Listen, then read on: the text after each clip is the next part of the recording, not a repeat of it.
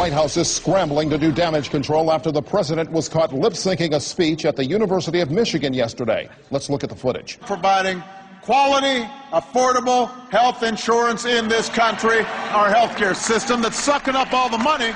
We have talked. It was too bad because it happened right before he got to the part about how the power for change rests with every American, and that's always my favorite part. It's like he's just gotten too big, and this just shows that, you know? I mean, he hasn't even really done anything good since the Democratic National Convention anyway. The White House seemed to bungle their official response. An hour after the event, they released a statement claiming the incident was caused by a feedback problem that made it appear that the president's voice was out of time with the movement of his lips. However, 2 hours ago, White House Deputy Press Secretary Todd Grant changed the story, admitting President Obama had, in fact, been using a recorded speech track. Look, there are lots of world leaders who do this sort of thing. They may not admit it, but the practice is actually fairly common. He recorded that vocal track. It's him everyone was hearing.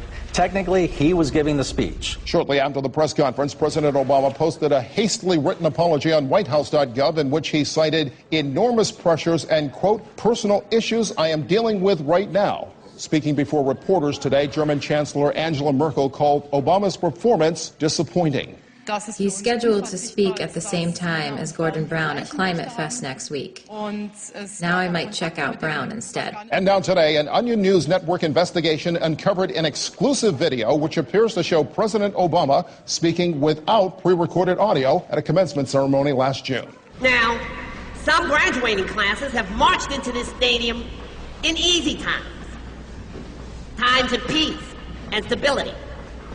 When we call on our graduates simply to keep things going and don't screw it up.